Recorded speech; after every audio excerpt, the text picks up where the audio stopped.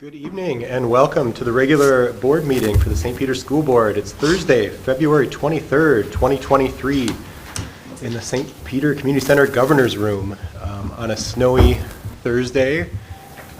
I saw something on social media today that Minnesota is the only place where people get really upset when storms aren't as bad as predicted.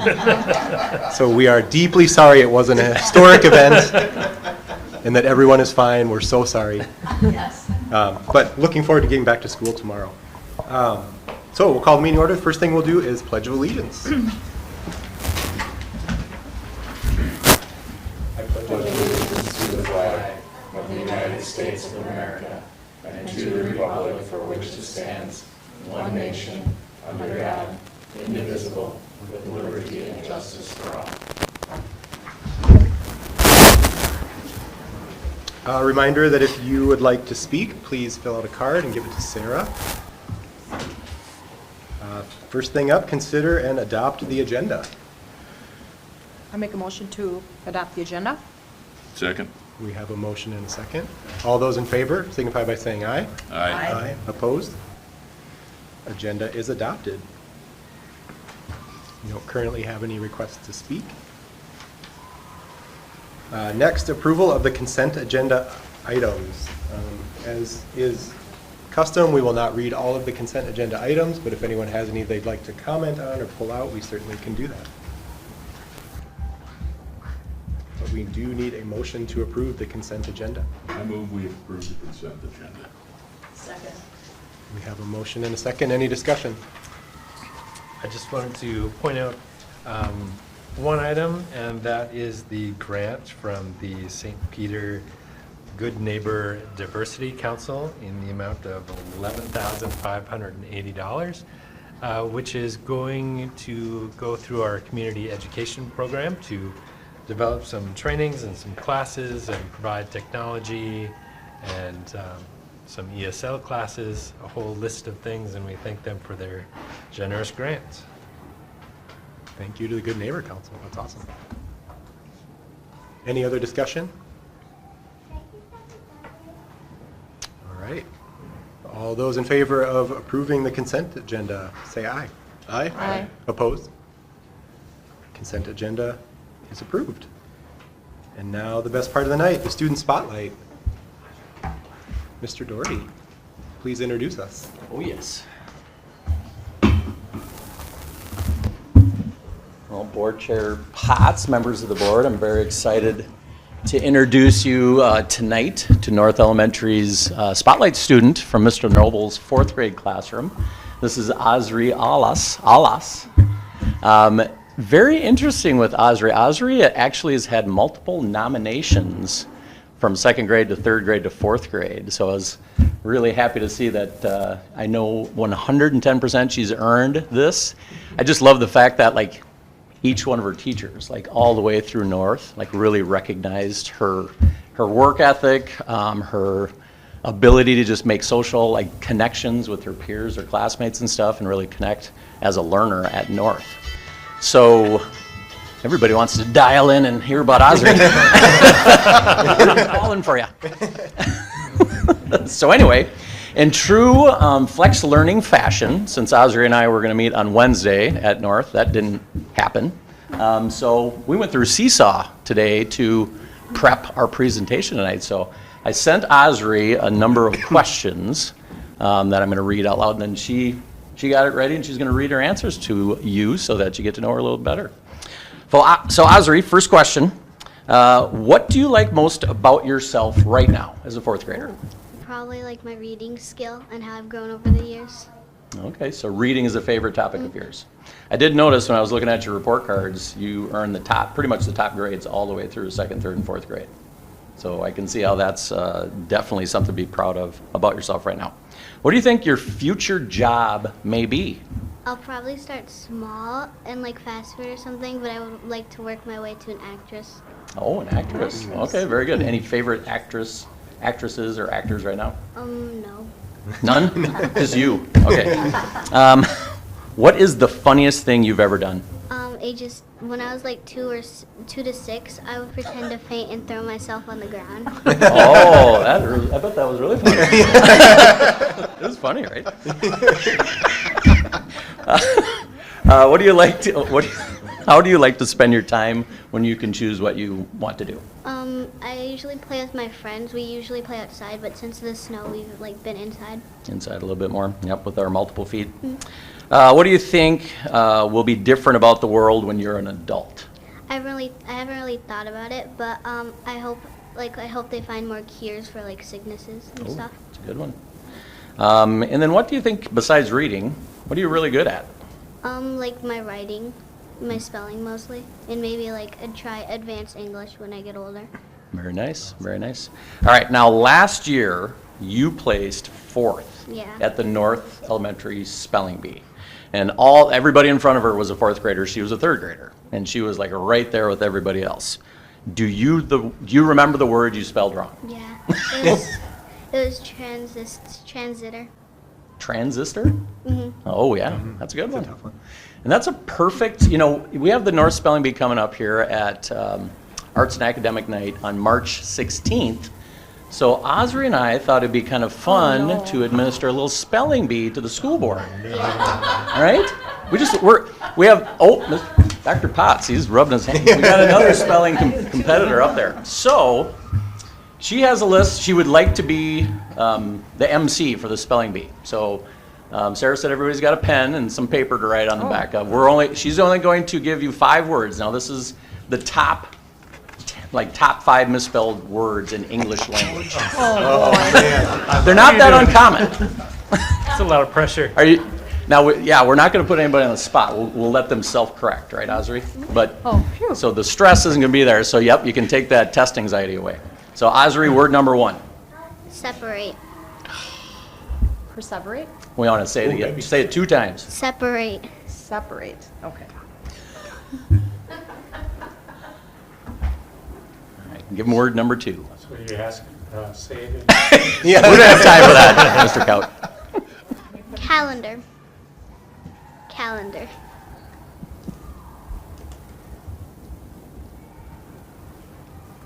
Okay. Unnecessary. They're working hard up there. This next one's my favorite. Questionnaire.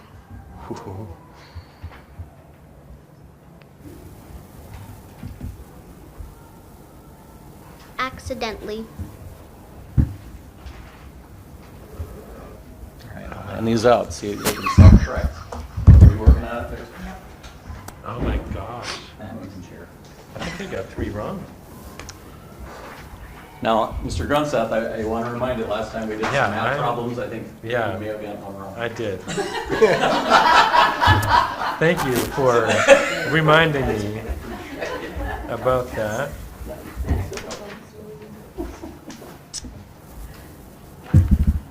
Is anyone going to go on in this year's board spelling bee? You had to get them all right to place first in the spelling bee, right? Yeah. Well, we'll study it for next week. I'm good. So my observation is I thought I was really good at spelling, and I was the spelling bee champion, not to brag, but I was. But I'm realizing how much I must rely on that autocorrect. Like you get it close, and then you just go with it. So Using the I computer. appreciate it. That's good. Osri, that's good, because I used to run the spelling bee in the area, and you did a really good job being pronouncing. Yeah, she Thank did. you. All right, do you want to introduce your family members? Yeah. So the one in the back right there is Zoe, my big sister, and then the baby in the car seat is Melina, which is my new niece. She's 3 months, and then that's Taylor, my mom's boyfriend, and then that's my mom and my brother John, and my mom Angela, and my sister Esperanza, which is Spanish for hope. Very good. Very good. Thanks for being here. Any questions for Osri? Oh, Osri, I want to know what you read. I've been reading Roald Dahl's book about the chocolate factory and stuff. Good. Nice job. What do you like playing with your friends when there's snow out on the playground? Usually we make like a fort or something, maybe, or slide down the slide with the ice on it. Fun. Osri, what's your favorite part about Mr. Noble's classroom? how much patience he has. Wow. Did he prep you for that? What a good guy, right? All right, and that's all we have. Thank you. You're welcome.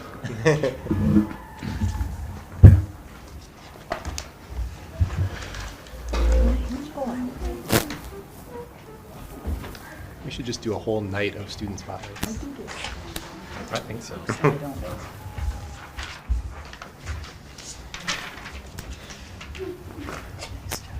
All right, we will move on to action items.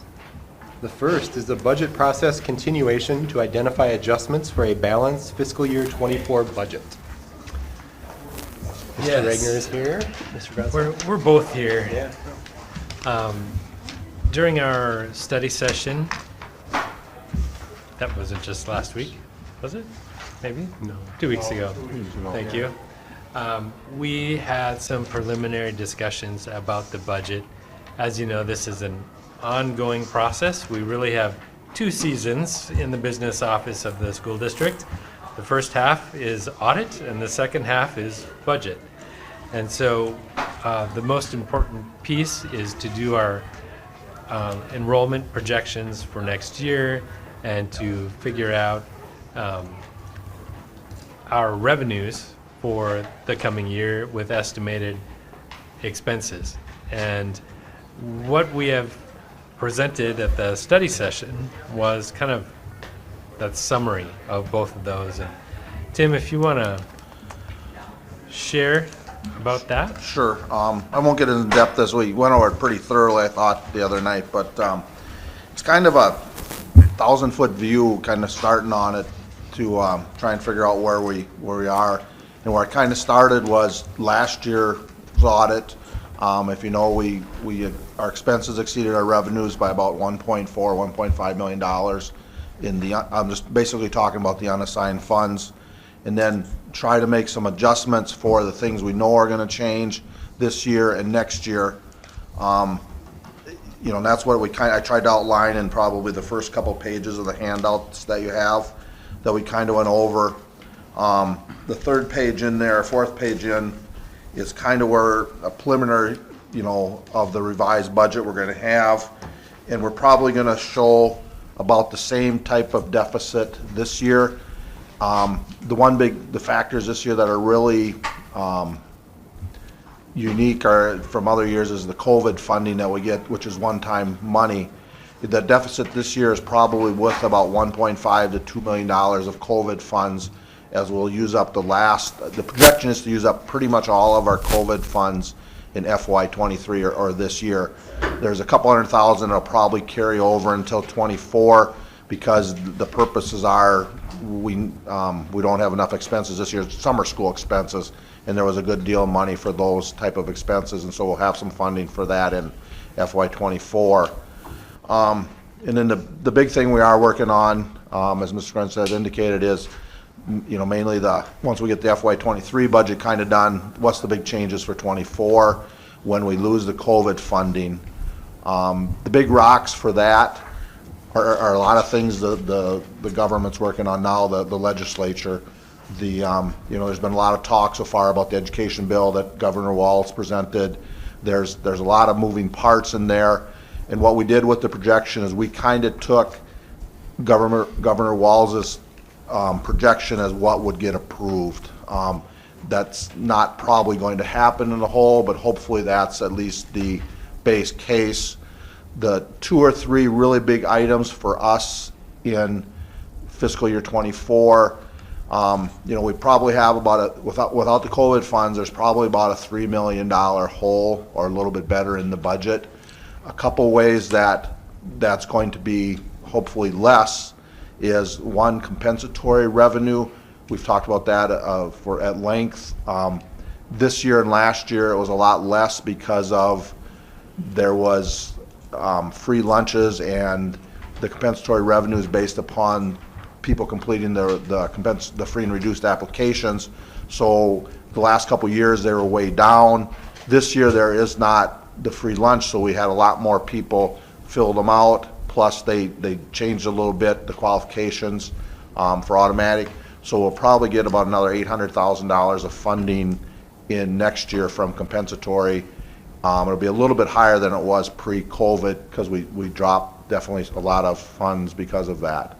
The other two big dollar items in the governor's proposal for us would be the change in the funding formula. Right now, he's proposed for 4%, which would add, probably $600,000 to $700,000 to our revenue for the year. And then the other thing that's fairly new is the cross subsidy in special education, which he's proposed 50% of the state making up 50% of that gap. And estimating on 21 figures, that's probably $800,000 to $900,000 for us. So those three items, are a couple $1 million, which, and again, this is, pretty much an overview of things, a pretty high level, will help fill a lot of the shortfall, but it will not fill it all. And then we have some, obviously increase in expenses for salaries, benefits, and those type of things. And then the other kind of the wild card is inflation. There's, the utility bills and those type of things are expensive, the cost have went up, and those, are kind of there yet too. So those are the items we're looking at trying to fill.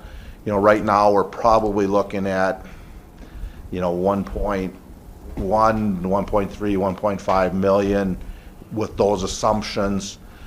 A couple big probably wild cards for us yet are still, I don't have a total handle on our special education funding, because if you remember last year with the change at the Hoffman Learning Center, we had a lot more special education kids, and we get reimbursed for that, but that's a long process, and I'm not sure exactly where we can get there. So hopefully I've estimated conservatively on that amount, so we could have a little bit more funding there.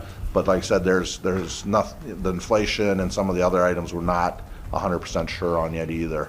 So kind of a work in progress. It will be a work in progress.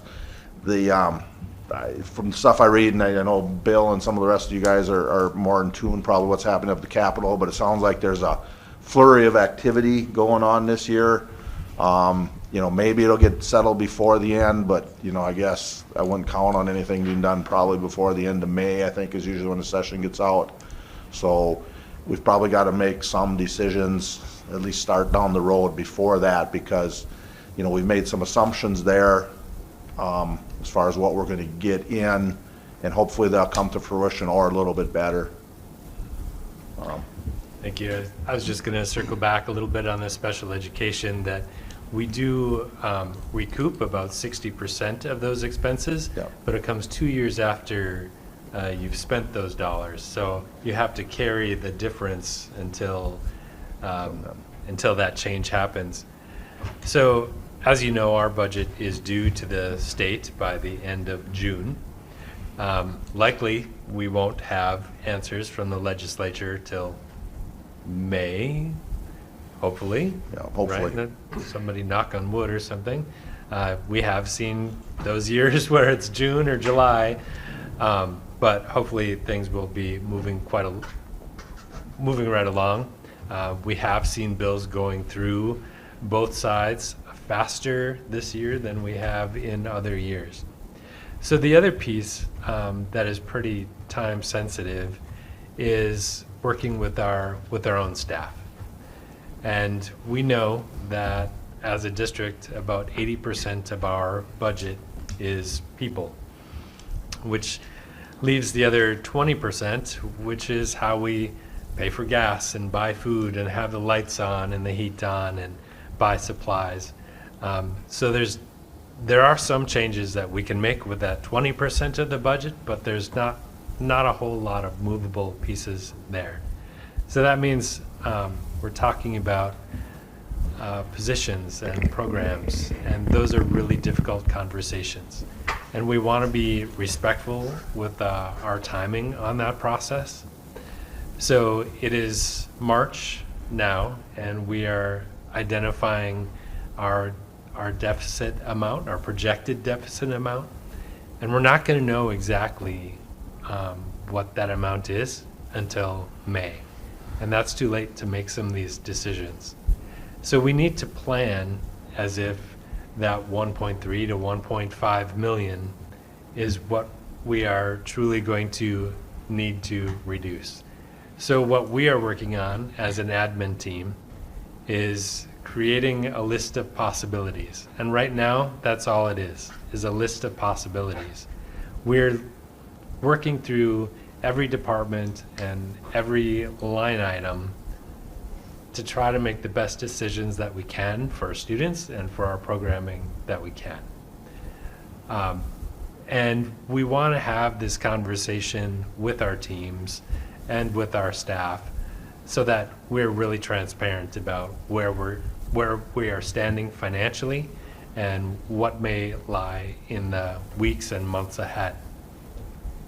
So what we're asking the board to do is to help us along that journey by giving us a direction to continue to identify that list of possibilities that would come to you next month as realities of reductions to be made to our budget for next year.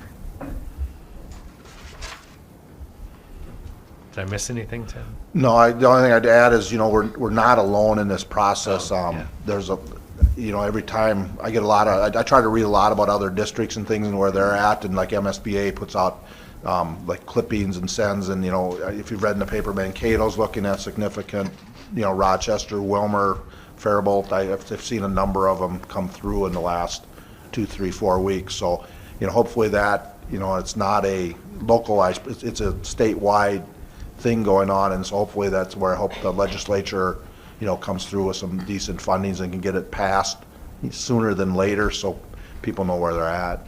But I guess that's out of our control. But it's not just St. Peter, and I think the last 3 pages on that handout there was we went over that a little bit at the study session.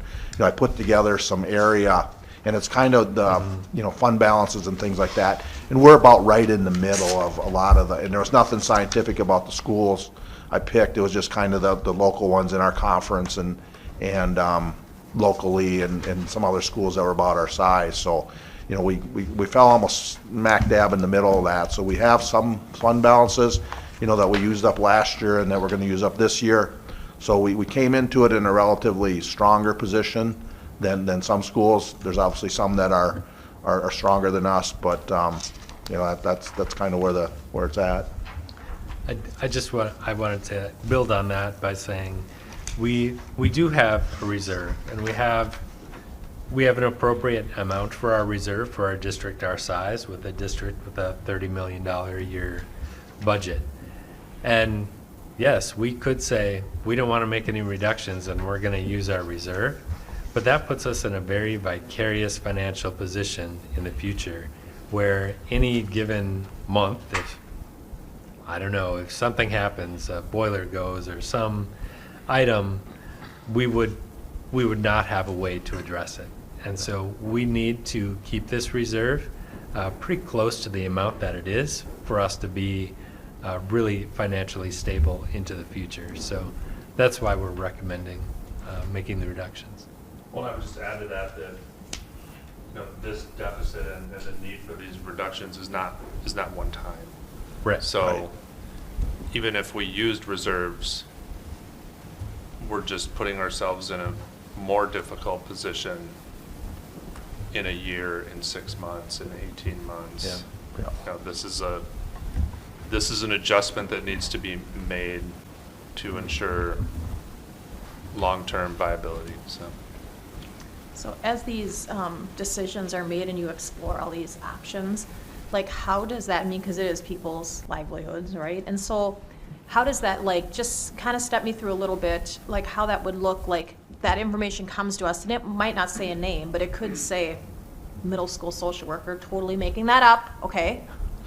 Everybody's gonna know who that is, even if there isn't a name there. So how do you, is that will those positions be addressed before the meeting? I mean, I would hate for it to be a find out at a meeting kind of thing.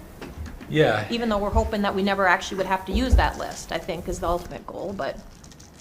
And next week, during the Education Committee and the Business Committee, we'll be having some conversations about more general things like class size, like number of sections. So not necessarily names, but you're right, along the way, as things get closer and closer to being identified, we try to be really careful about that information and keep on the human side and have conversations before we think it might become obvious what positions we're talking about.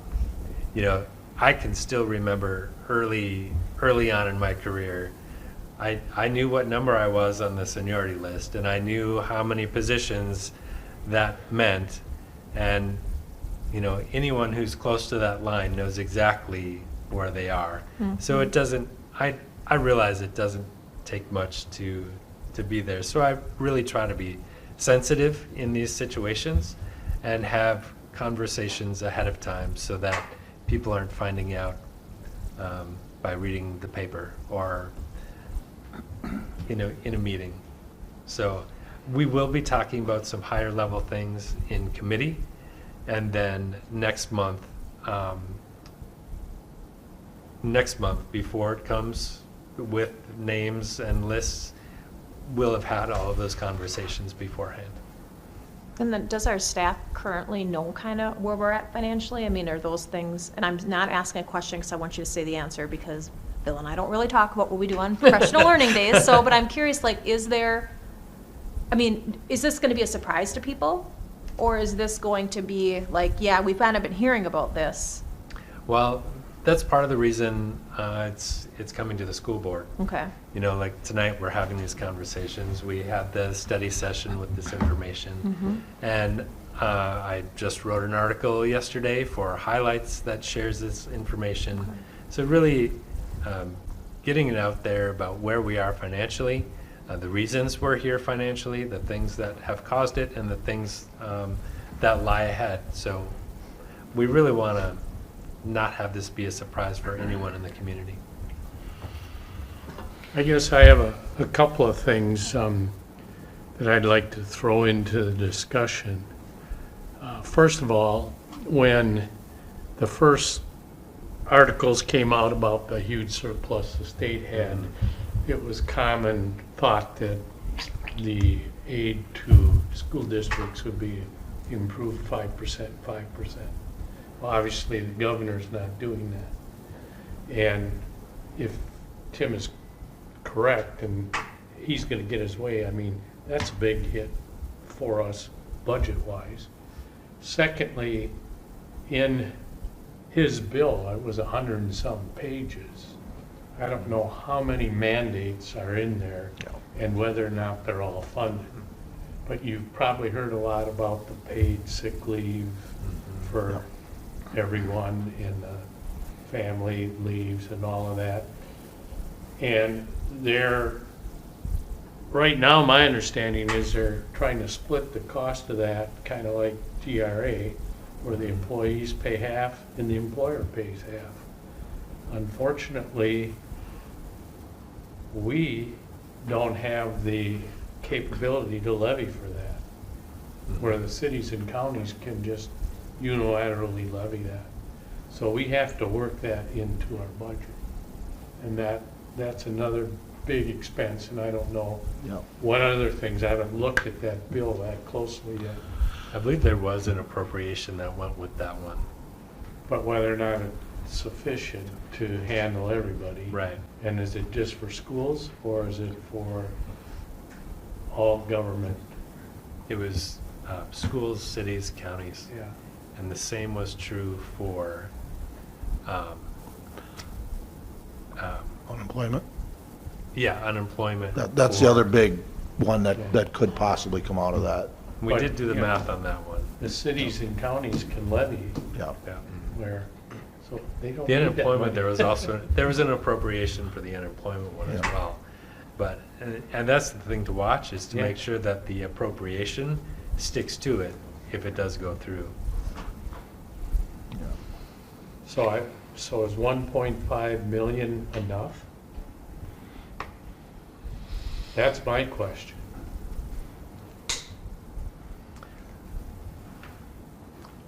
when we when Tim developed these, we really had conversations about being conservative. And so we try to really look at the expenses and look at those conservatively and make some judgment calls on what we think those expenses are going to be. And then we try to be conservative on the revenue side as well. So our hope is that 1.5 would be enough. We are hopeful that the revenues might come in a little ahead of what we're thinking. And if we were to be a little short, I think at that point we could either make some additional reductions, or we could lean on the reserves if that number isn't huge for the time being. But I think 1.5 is a reasonable amount. I feel okay. I feel hesitantly optimistic. Well, if 1.5 is a figure, hopefully you come in a little higher than that, so we have a little wiggle room after everyone comes pleading. I'm aware. But I would rather prepare for that 1.5 Right. and at least be at that point. Just a couple other thoughts. I think it's really important that the public maybe not understand, because I've been on the school board for 15 years and I'm not sure that I understand, but at least acknowledge that school funding is complicated, and this isn't $1.5 million cut out of 30 million. We get a lot of money that's very specific and has to go to certain things. We have a lot of fixed costs. It's expensive to heat schools. It's expensive to have lights. We can't, stop heating the buildings or stop turning on the lights. Those fixed costs are going up. And we're a staff-heavy business. We should be. That's where the majority of our money should go. And so when we're talking about cuts like this, and we're talking about positions, and we're talking about real staff and people and families, it's really difficult, but there's no other way to do that. There's no magic bullet. It's not 1.5 out of 30, it's really 1.5 out of probably 15 or 10 of that. And that makes the impacts to those impacted deeper. One thing, when you talk of school funding too, it's as we talked, it's enrollment. And the other factor, there's a few factors, but obviously one of the biggest ones for us is our enrollment has dropped the last couple of years, and that's, you start at 7,000 or just short of 7,000 on the formula per kid, and then you add in all the other little bits and pieces. It's significant money with the enrollment that has dropped. And you have 12 years of 2 to 5% growth, which is ideal. Exactly. Like this district had. Yep. And that's where we were able to, save up some money so we, hopefully could wither into it the last couple of years. But, with the enrollment drops that we've had and our biggest classes are in the high school, as we've talked for many times, and they're graduating out. And that's, you get the 1.2 in them actually, a little more funding for the older kids. So that's where the dollars really become significant. So. Tell me again, Tim, so you were saying that for the cross-subsidy or the underfunding of special education. I if- like Because cross-subsidy makes it sound complicated when it really isn't complicated. Well, it's Well, complicated. it is complicated, but anyways, so you were saying if the government was proposing 50%, and then that was like 800,000 for us, is that what you thought, or estimating? Obviously, this isn't. Right. I think I looked at our numbers for 2021. We're almost right at the state average. We're about 850, give or take a little bit, and then in round numbers, we had a couple thousand students. And I don't know if the proposal was, adding that 0.2 or just on there, but, So it came out to about, short of 2 million, and so I took half of that, and that's maybe a little conservative, but that's a big dollar. It's been a big dollar cost for years for us, obviously, and that goes way back to the 70s or whatever when the federal government mandated that, and it's never been fully funded. Like Bill said, it's 60% or whatever we get, and we get a few things here and there, but that's a big cost, and it would be a big help to us if we got the 50%. And then for other people that are listening, there's no reason or any of us that would feel that we're complaining about the expense, we're complaining about the reimbursement, obviously. Different kids have different needs, and that's how that works. So then the other part was, and sorry, I hear things, and then it has to sink in, and then I ask my questions. With the governor's proposal, were you saying it was 4%? His percent is 4% in 24 next year, and then 2% the year after. There had been a lot of talk, I think Bill or somebody mentioned it at 5 and 5, but the Governor Walz came out with 4 and 2. There are some bills up there at 5 and 5. Who knows what the legs are on those at all? Some tied to inflation, some not. I'm not an expert on that, but that's what he had proposed was the 4 and 2. Okay. I just wanted to point out too, so with base student funding, that's more or less the amount that you get per student from the state. And when they're talking about 4% or 2%, they're talking about 4% of that $11,000. So Actually, it'd be the 7,000, the base, yes, yeah. sorry, the 11,000 is the total. It's just short of 7 now. Yeah, so it's when you get all the other categoricals in there, it gets up. 11. So it's 4% of $7,000. It's not 4% of Right. 30 million. Right. So that's where, it's $280 a kid, times our 2,000 kids. So we're, with the little extra, so it's 600,000, in round numbers. And when he said the 850, the underfunding of special education, so when we have that $7,000, the 850 is how much of that 7,000 goes into special education rather than into the base funding of the school district. So 850 per student. Yeah. So those are like I said, those are the bigger. There's a lot of, there's hundreds of things in the bills, and you can spend thousands of hours probably just reading them, and I just tried to pick out the top ones that look like it.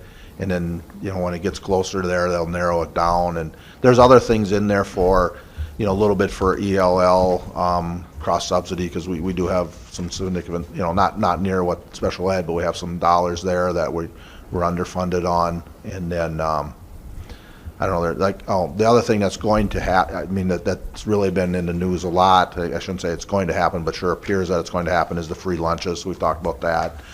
There was something came out the last couple of weeks, big concern, and I think Bill's the superintendent group has really been pushing for it, is to make sure that if they do free lunches, they have a way to replace the mechanism for compensatory and all the other titles and that are funded with that, because, we probably lost $700,000-800,000 over the last 2 years in compensatory funding because of the drop in because we had free lunches. Our food service balance looks great.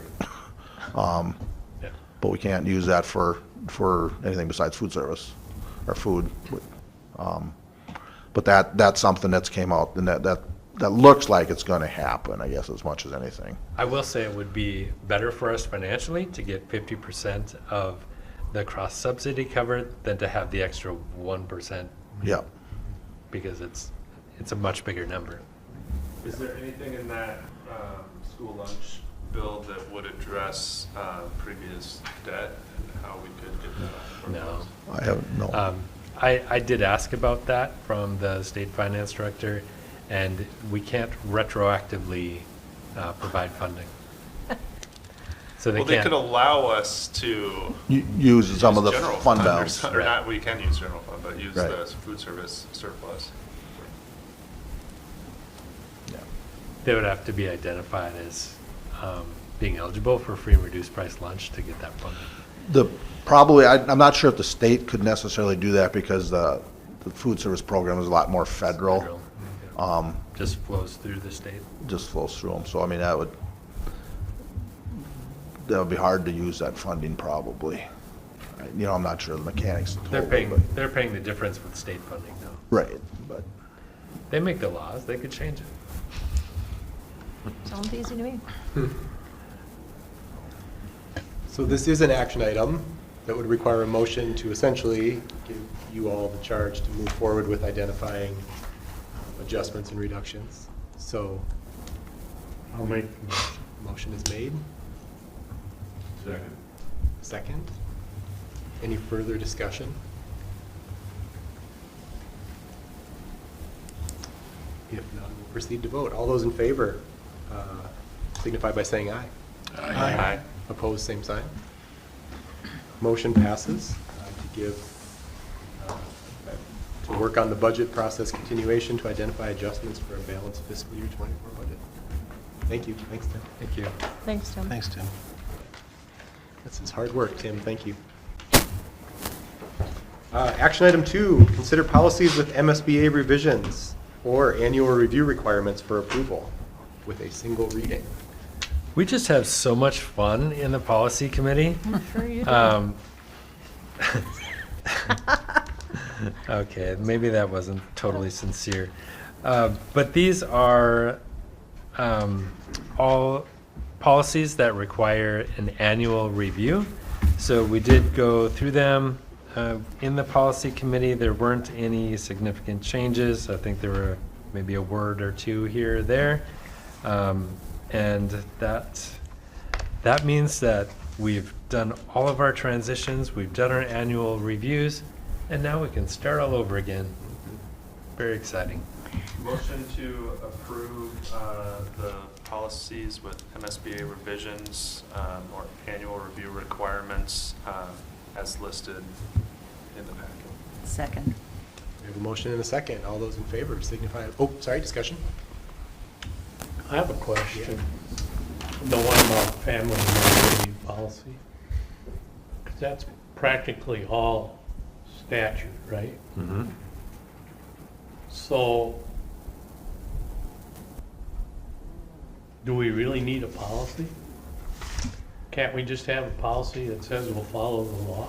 This one, this one's actually a required policy, and But I mean, so for, like, in the purpose, it says, purpose of this policy is to provide for family medical leave to school district employees in accordance with the Family Medical Leave Act, and also with parenting leave under state law. Can't we just leave it at that and forget all the rest?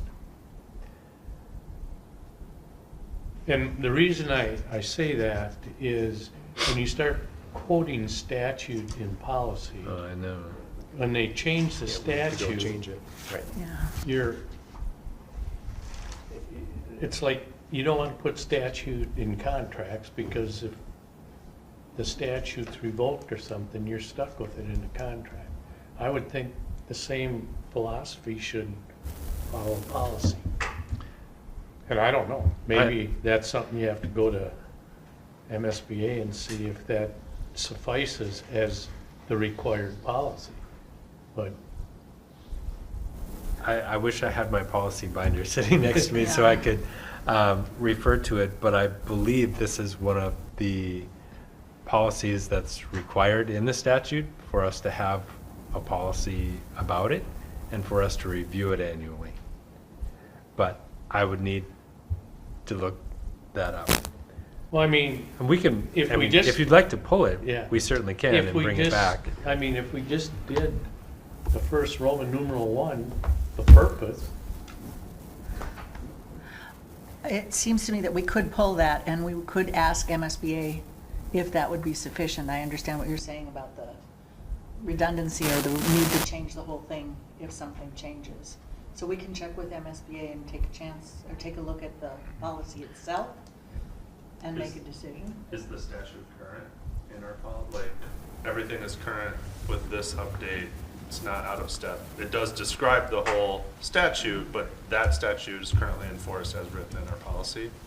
Right. Um, And if there was an update, it would be updated by MSBA and sent to us for a change, but. I mean, we could update more than once a year if the statute changes, right? For sure. You all could catch it next year and then make that decision. I think it's a great point. Yeah. But if we have the updated policy in, updated and approved, then we're good. For right now. I think it might be worth asking the question of the MSBA, because I won't be able to pull an example out of my head here. That can't be the only policy where we say we refer to a federal law or Almost all of them do. right, but I mean where we don't then outline in some Right. way the actual thing. Yeah. Because then a lot of our policy would just say, refer to something else, we're gonna follow Right. this.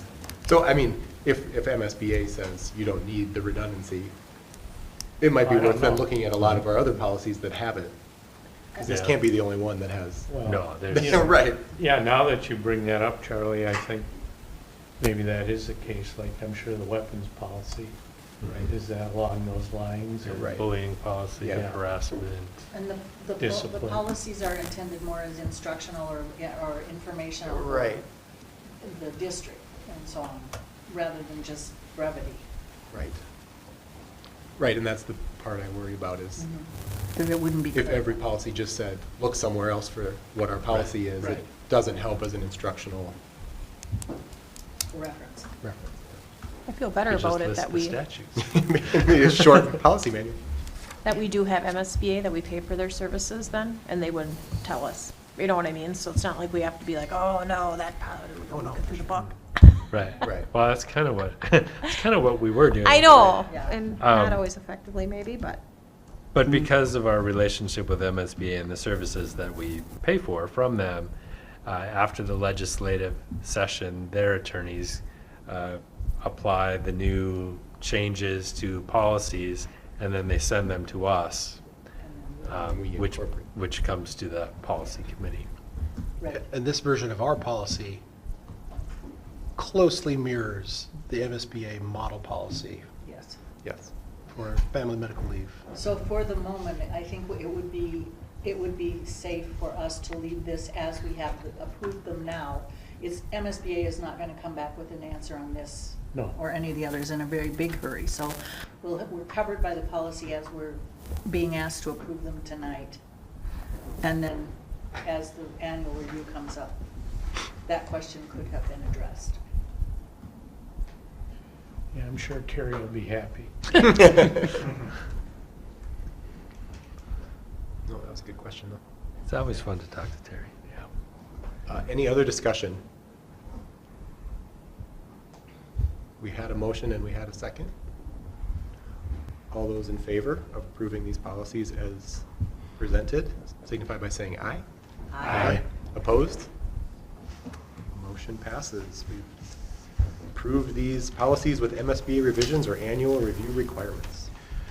Thank you. That's all the action items. Next up, informational items.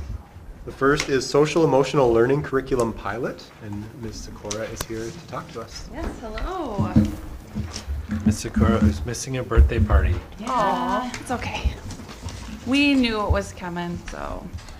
All right, so I've been working with counselors and social workers on looking at social emotional learning curriculum, and this really started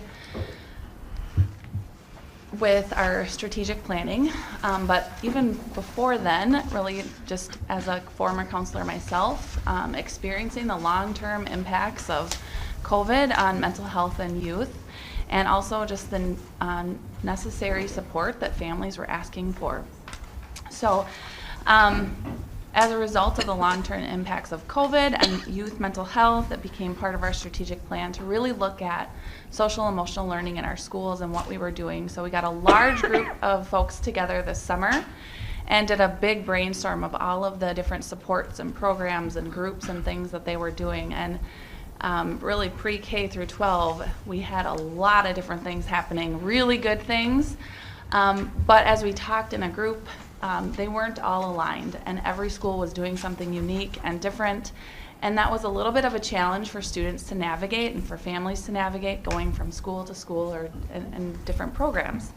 So our goal really became to develop something or find something that was going to be aligned pre-K through 12 so that students were hearing the same language ongoing, so that teachers had an ongoing process that they could follow, something that was turnkey and easy for them, didn't feel like another prep, something that didn't feel too far out of their comfort zones. And so we utilized CASTLE, which is a network of professionals across, I mean, it's a nationwide program, and they have a guidebook on how to really look at this as a school district or as a program. So we started there this summer, and they have several different recommended curriculum, like hundreds.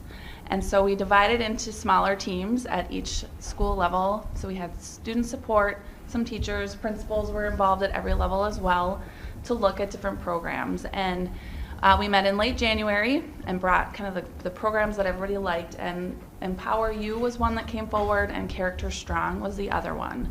And so in diving into those two, it was determined that we wanted to look more at Character Strong. They have a pre-K through 12 program, and so now at this point all of the schools have done kind of an intro with Character Strong to get information about the program. Just some things that we liked about it. It is very turnkey. They have a scope and sequence, and I put in the board book, it's a 2-page like PDF with different links. So if you want to explore more, but it is aligned to the CASTLE framework that's suggested. It's also aligned to the ASCA standards, which is the American School Counseling Association.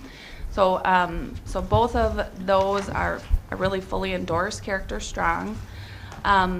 It's all embedded in a website, so teachers just go in and they click on the lesson that they need, and everything is there.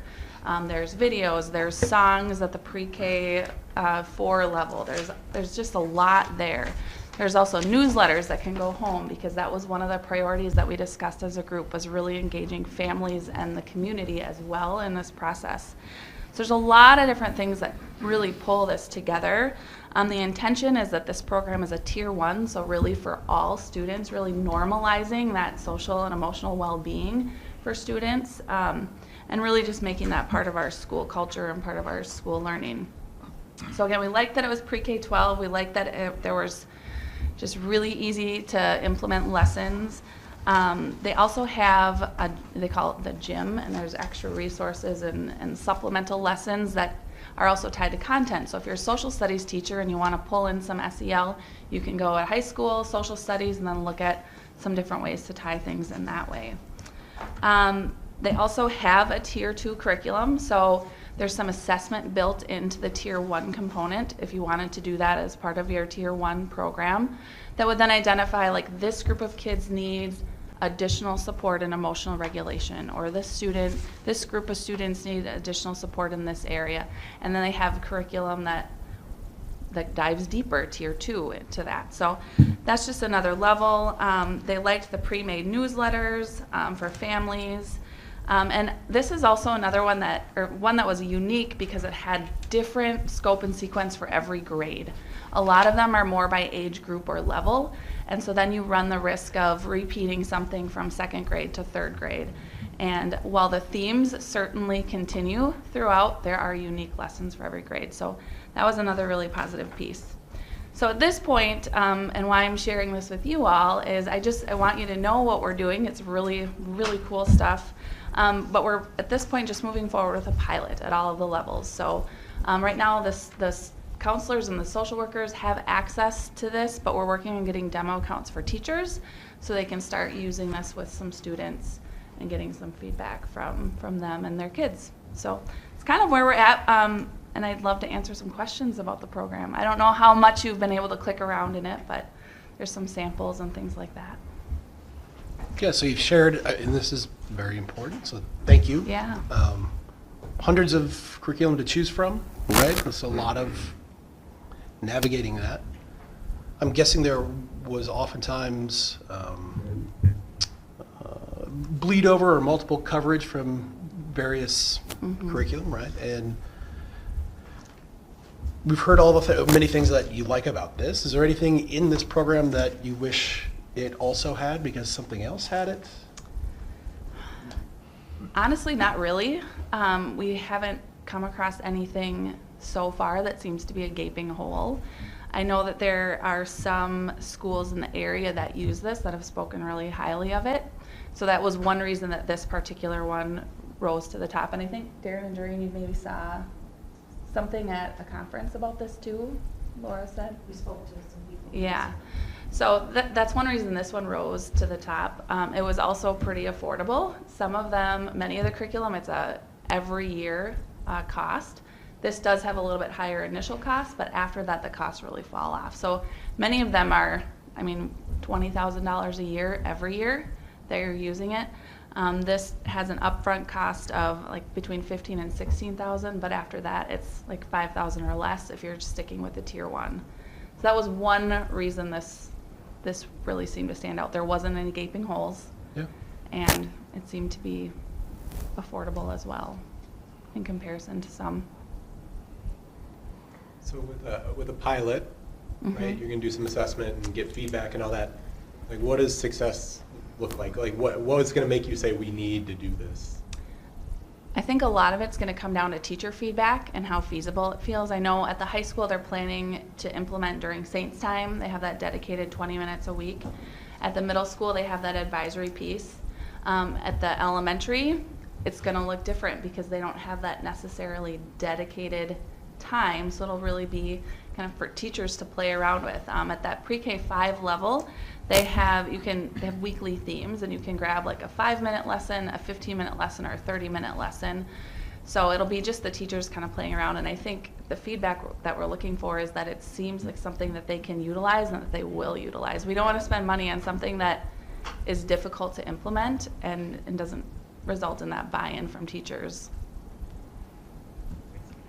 During the education committee, you had shared about when you, that one of the things that some of the teachers were worried about is finding a curriculum that would work for pre-K through 12, and I thought it was interesting, and Yeah. I don't think she shared that part tonight about that really when it came down to it, you guys all did kind of land on the same page. Is that Yeah. right? Well, like I said, when we came together, and I said, everyone bring your favorites. It was this one and Empower You, and it was pre-K, it was the elementary level and the high school level that both came with Character Strong. And because they, on the opposite ends of the spectrum there, both came with it, then the middle school said, well, we better look at that one. We hadn't looked at that. And when they looked at that one, it seemed like, they were more on board with this than the Empower You that they had originally thought, so. And also at the education committee, I thought it was, one of the concerns is always, how much burden is this gonna put on the teachers? And the Yeah. fact that they have something, user-friendly Mhm. and can implement, and the continuity of it, so. Right. The kids are getting the same kind Mhm. of a process.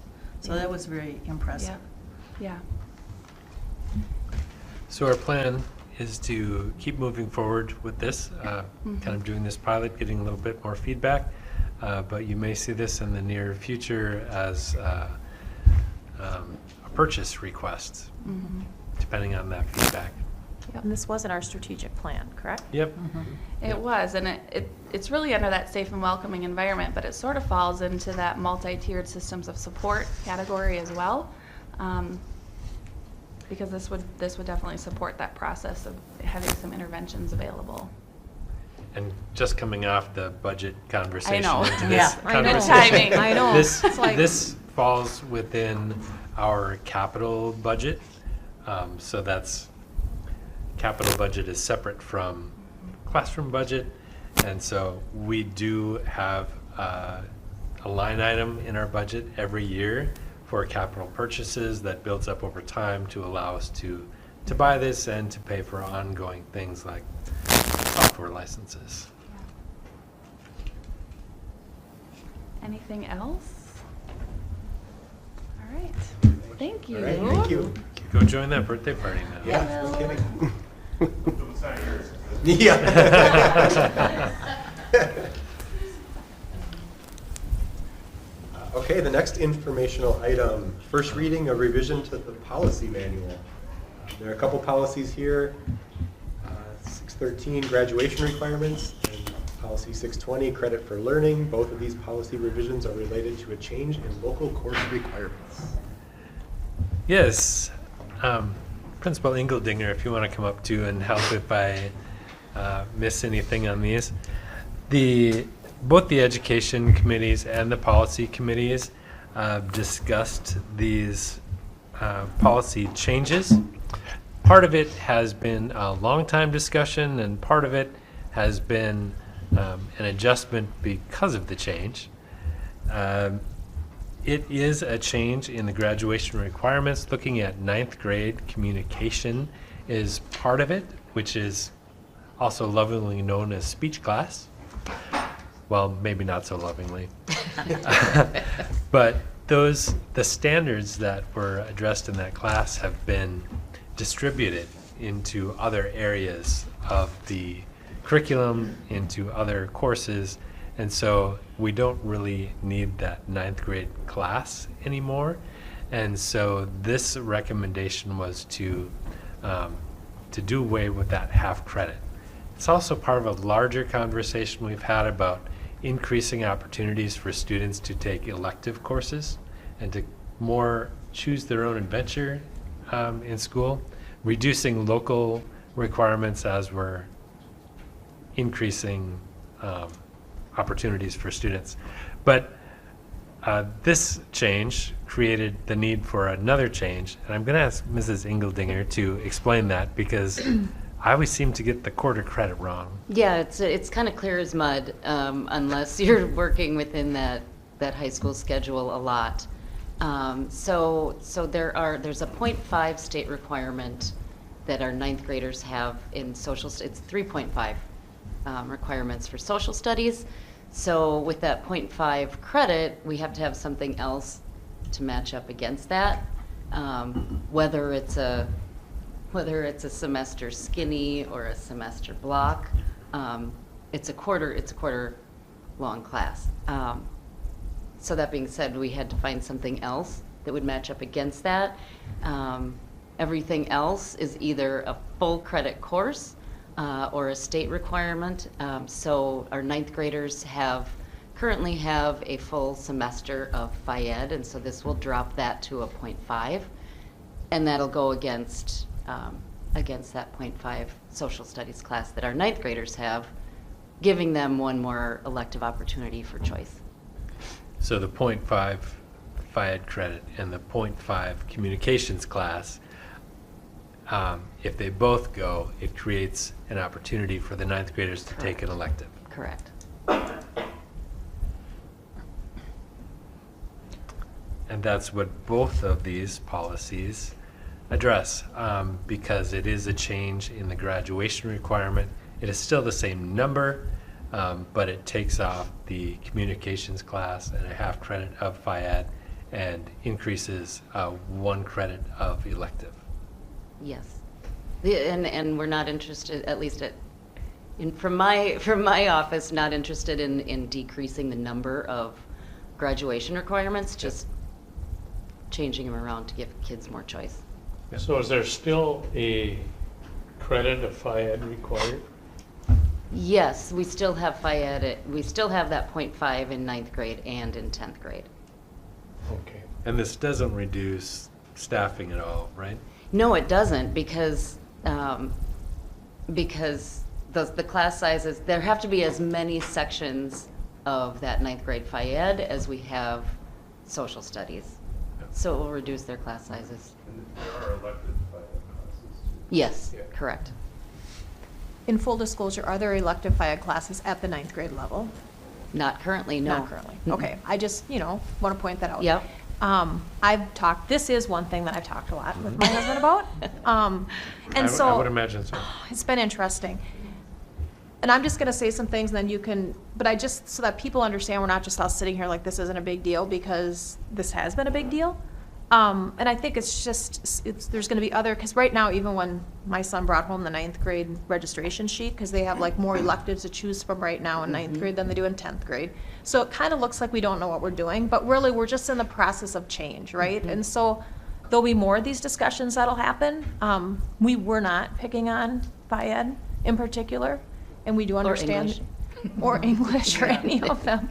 And what I really think is interesting is there's corporate restructures all the time. People get moved around. But with teachers, they're very, very passionate but that's what makes them awesome teachers. I would almost be more concerned if they were like, all right, whatever. I mean, honestly. And so it's really hard, and there is a lot of passion there.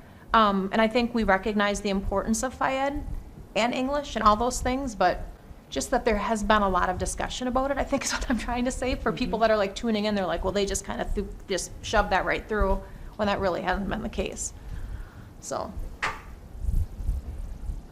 So, Annette, does this, when it's in red, does that mean you've added it? Yes. Okay. So the crossed out is old language, the red is new language. Okay. Thank you for answering that. Wasn't there a half a credit of health at one time? Yes, there still is at the sophomore year. Okay, I just see that's in Yep. red, that's why I was wondering. I Oh. originally thought it was, meant that it was, It almost would be helpful, That should not be red. yeah, next time, if we talk about something like that, to have like that chart. You know what I mean? I think that's very helpful. Yeah. Because looking at this, it is Yeah, very, the I chart mean, this makes is the it policy easier. that we're approving, so that's important, but I think looking at that bigger picture is like, okay. We can bring that for the second reading. Yeah. Because I imagine there will be a lot of questions about that, especially because there's more elective credits for 9th grade than 10th grade right now, so, but that's just because that's where the change started, so. But I am very excited for our kids to be able to pick their own adventure, so to speak, to be able to maybe take a woodworking class that maybe they couldn't before or whatever. And excited to see if the FIA department or when they come up with more electives. I know that my son takes an elective FIA class and loves it. And there's kids that get great experiences from that, AKA curling.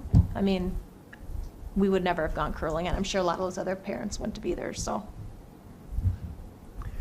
I do want to take this opportunity to say, harkens back to our other conversation about lots of requirements floating around in the legislature right now.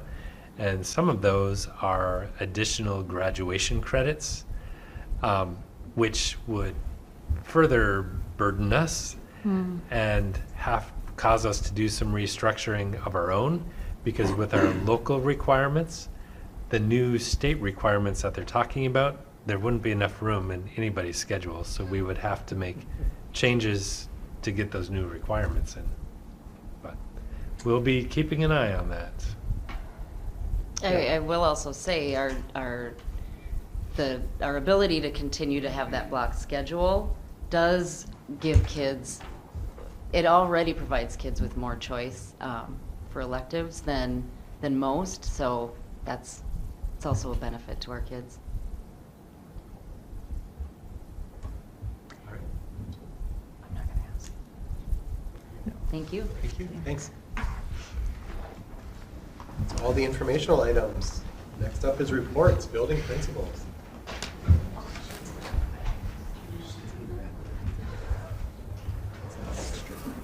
Principal Gordy, I Yeah, we're have good. a list of U.S. presidents, if you just could put them in order.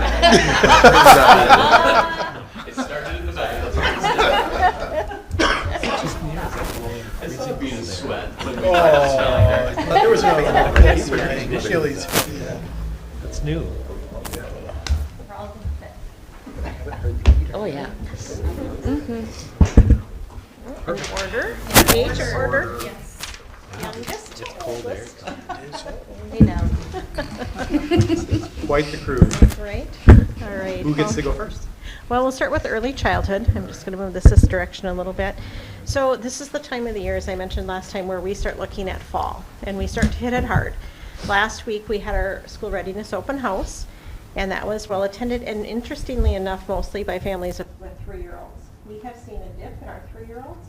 I think a few, in my own personal opinion, I think with the economy and daycare and adding a preschool on top of that may have discouraged some folks from attending. But we saw a pretty good turnout of 3-year-olds, so we're super excited about that. We also have switched with the help of the technology department. We're getting with the program, online registration. Whoa. So people were excited about that. It still is a lengthy application or registration process, just because we do gather so much information, both for the district side and for the program side. So we appreciate people's patience with that, but that has, I think it's going to be great. And so we have information. They can register through the district website. If anyone has questions, they can call our office. And then coming up here in March, we have our spring conferences. So we're looking forward to seeing our families and talking about those transitions for our kids who are in preschool now and heading to South with Mrs. Elke.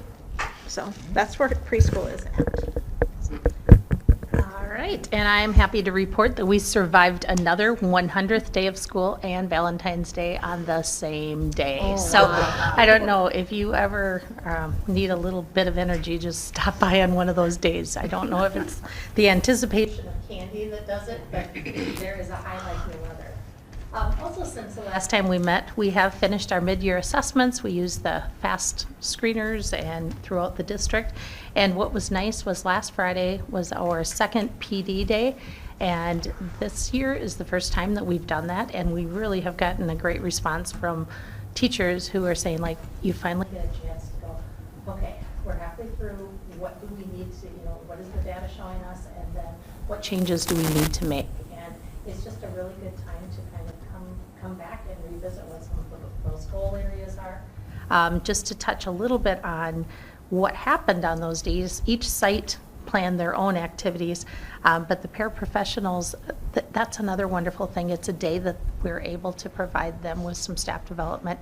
Oftentimes their day is the amount of time that the students are there, and they get training prior to the start of the school year, or they can get up to a half an hour every week, but sometimes scheduling, it just doesn't work for them to get that with their case managers. So it was really nice to have a dedicated day for them to get some of that PD. Some of the things that they participated in, and it was led by Julie Carl Bloom, and we appreciate her willingness to kind of take charge of the paras while the principals are working within their buildings. But the Office of Equity Education also pulled through for us in a big way. Liliana and Maripsa both did a presentation on the Hispanic culture and allowed questions to be asked.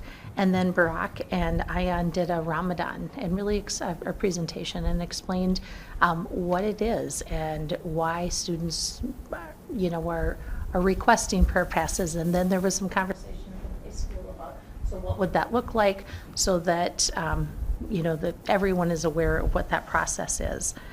We also had a presentation on the LGBTQ+, and it was done by Education Minnesota, and it was very, very well done. There were 3 teachers that had gone through the public school system and are working within the system and identify in one of those groups, and just shared their experiences in the school system. So it was very, very well received.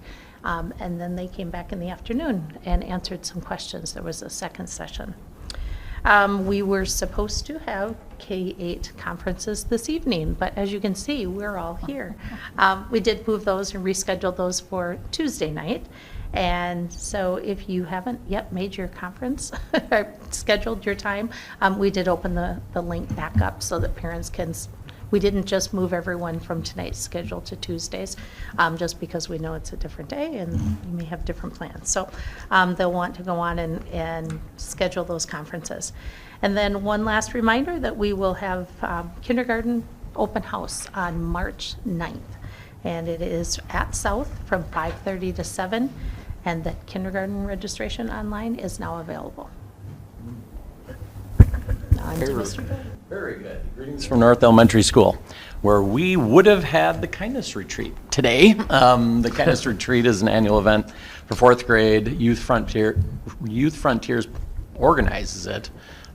Bridget Mathowitz, who is now Schmidtke, is the department chair.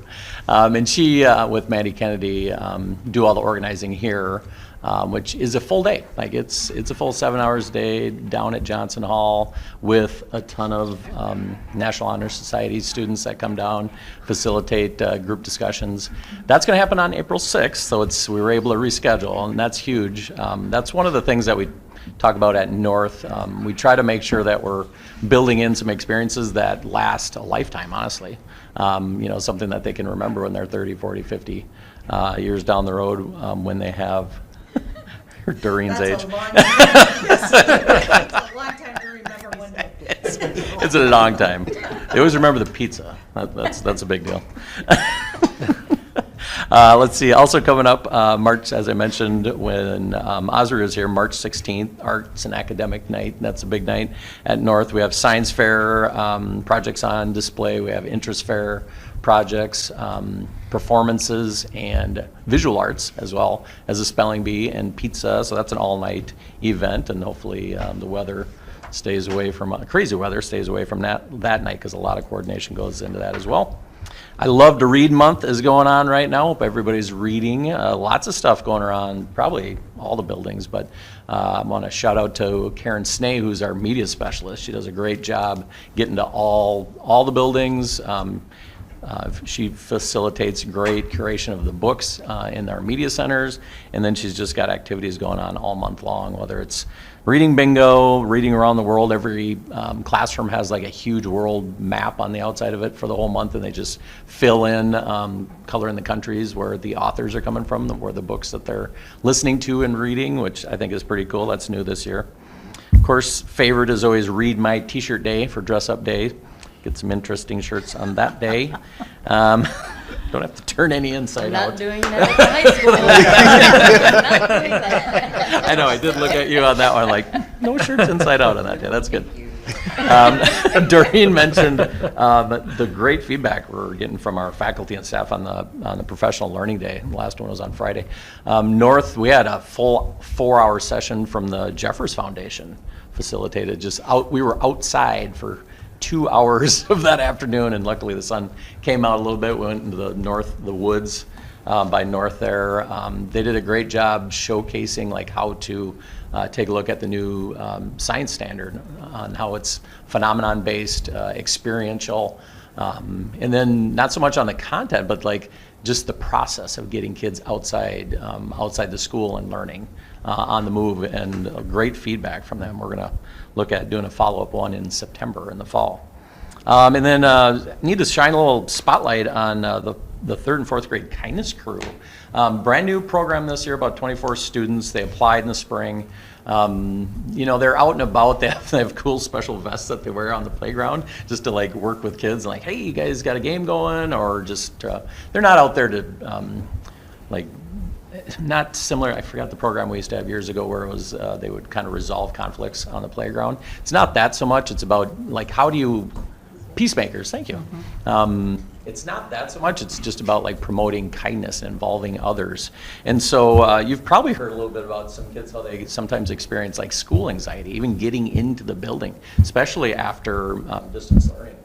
Many of them. Some of them have really taken an active role of meeting some students that have some anxiety, like just getting off the bus, getting in the door.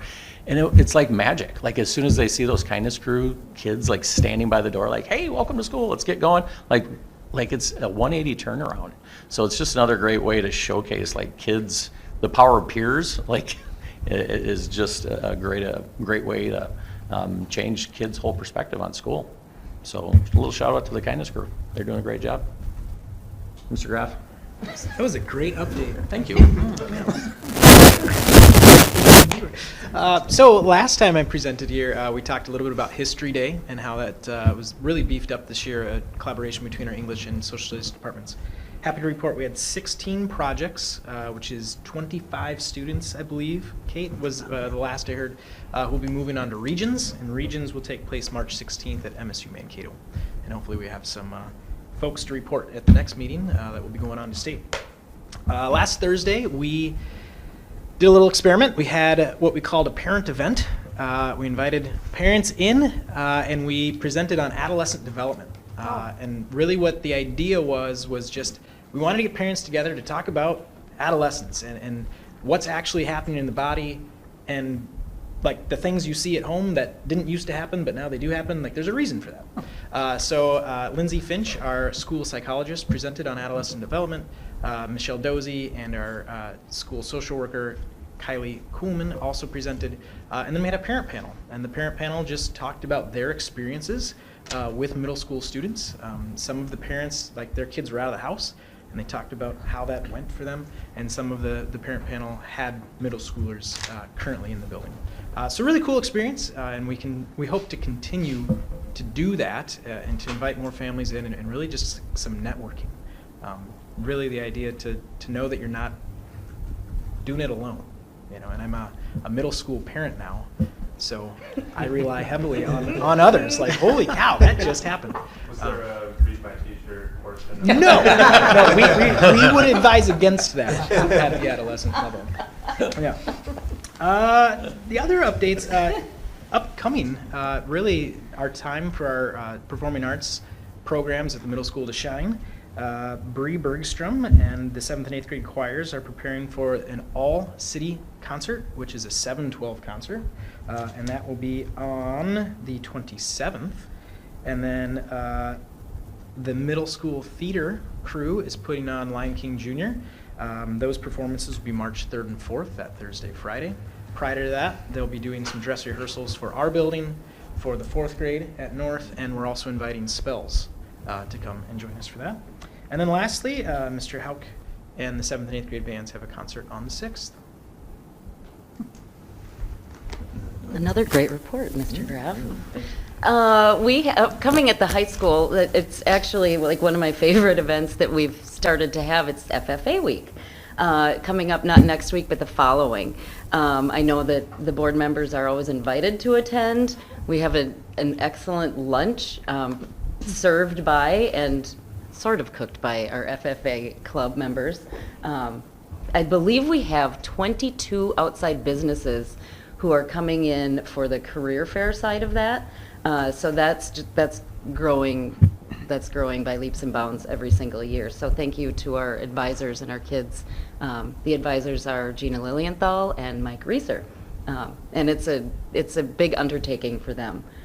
It's like homecoming or snow week or something. They've got dress up days now, and not a read your t-shirt dress up day, but it's a really fun week, and I hope that you guys can make it. I'll send a reminder out about which day the lunch is going to be. Board members And superintendent. and I guess the superintendent will invite him. No, of course you're all welcome to attend. I always think about Bob Meeks when it's mock trial time. Our mock trial team is off to state again, so he would be very proud. Ian Gershbauer is our Lions Club Student of the Month. The Lions Club still hosts that award for seniors, and at the end of the year, they typically give a scholarship to one or two of those kids too. So congratulations to Ian.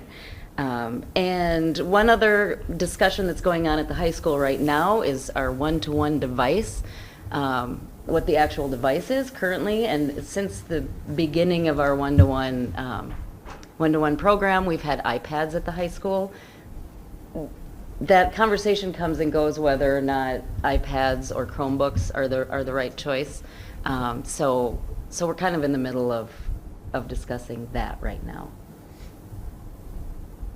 Which is a cost savings. Which it would be a Just cost wanna say. savings. Oh, well done. And Chromebooks have come a long way too, Yeah. obviously. And they use them at the middle school. Yep. And part of that discussion is that iPads being app-based can, at least they used to be able to do more creative work with an iPad.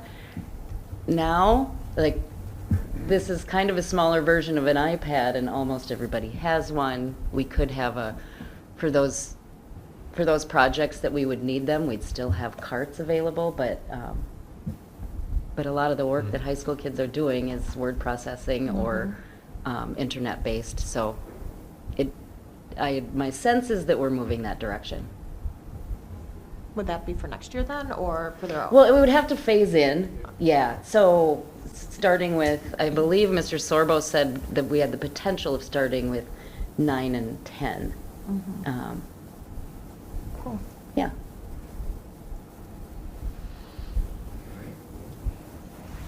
Thank you. I'm so lucky to get to work with that team. Yeah. Yeah, well, just, Let the record show. It is. Board meetings are kind of an opportunity, whether it's the informational items or the principal reports, to hear about the excitement there is for the work that we get to do every day. And, certainly we have our challenges and our moments, but I think it's safe to say we all enjoy working with all of the students and the staff, and it's just good to see everybody excited about the work that we're doing. So I'm not sure why there's cold air blowing on us I right know, now. but my nose is actually cool. I know. And we've been having these conversations in the district office lately too. We've had some infrastructure issues. Tim Regner actually has the cold office. He has the cold air blowing in, and all of the heat gets reverted into my office. So it was like, I don't know, like 59 degrees in his office, and it was 110 in mine. So we just kept switching off throughout the day, and chocolate was melted on the table. Tragedy. That was the bad part, but anyway, that's it. Another conversation for another meeting. Obviously, we've just had 2 flex days, and I just want to say I'd like to cancel my subscription to Winter, if you don't mind.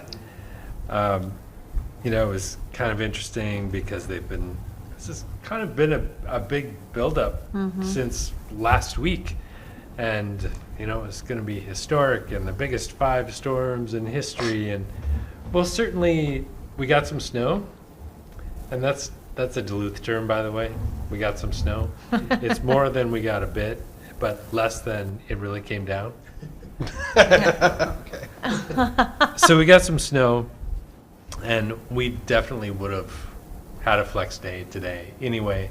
But to Chair Potts' comment, there were lots of people like, oh, sure, they call this historic. Yeah. Well, it was a lot of snow. So anyway, we have now had 2 snow days. We've had 3 flex days. According to the state, we have 2 flex days more that we can use because you're limited to 5. And, if we have any more of these historic storms, we're going to get close to having more conversations about what we need to do about it. But for now, we're okay. I don't think there's going to be that many more. Somebody once said, sometimes it snows in April, so it does. That was cheery thought. Was Prince. Moving on. Hometown guy. Yes, moving on. I wanted to add a little bit to the conversation about SEL.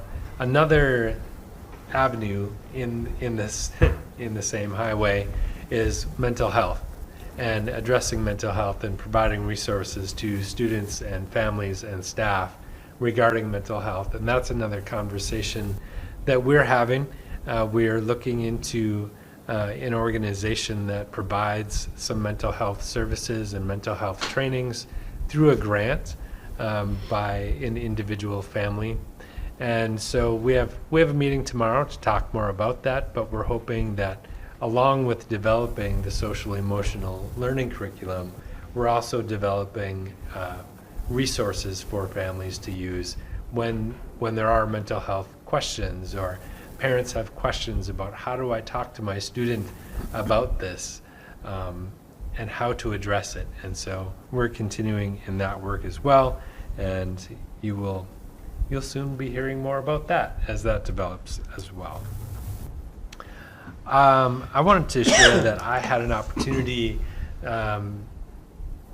just the other day with Principal Engeldinger to visit the high school, and talking about staff being excited about programs. It's some of the same staff that you're talking about when we went into Mrs. Lilienthal's class, and a student brought us into the greenhouse to tell us all about everything that they're working on.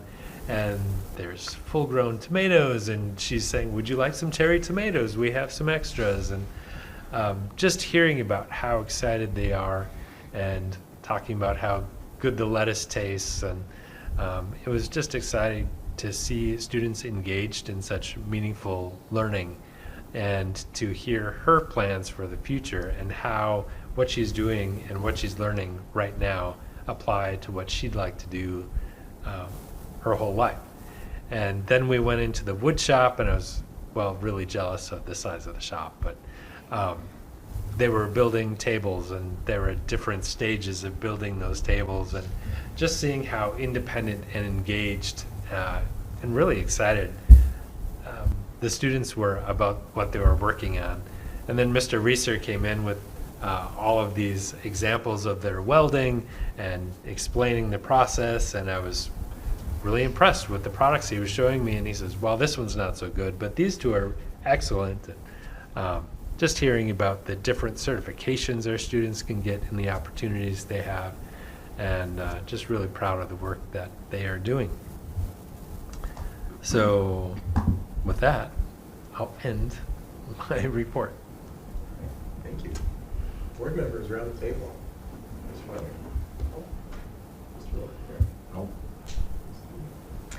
Two things.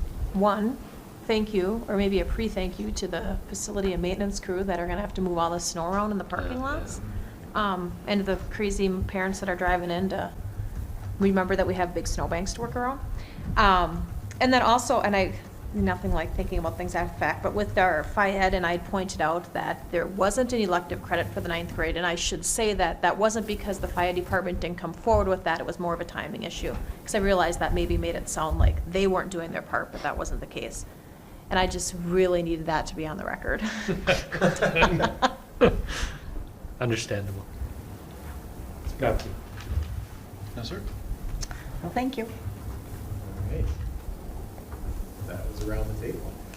We have some upcoming meetings. Education Committee is on the 7th, Business Committee meeting on the 8th. Study session has been moved from March 6th to March 13th. That'll be at 6:30 p.m. in the Media Center at the middle school. And then the next regular board meeting is back to a Monday, March 20th. Yes. Good to get back to Mondays. Oh, yes. Some board members are more excited than others. Thursdays are tough, January huh? and February are. I like the, it's Yeah. nice to have some, Yeah, Yes. consistency. Back to routine. yes, Yeah. routine. And the fourth Thursday really threw me off. Yeah, yeah. All right. Entertain a motion for adjournment. Motion to adjourn. Second. Was there a second? I was like, nothing like pushing that along. Second. All those in favor? Aye. Aye.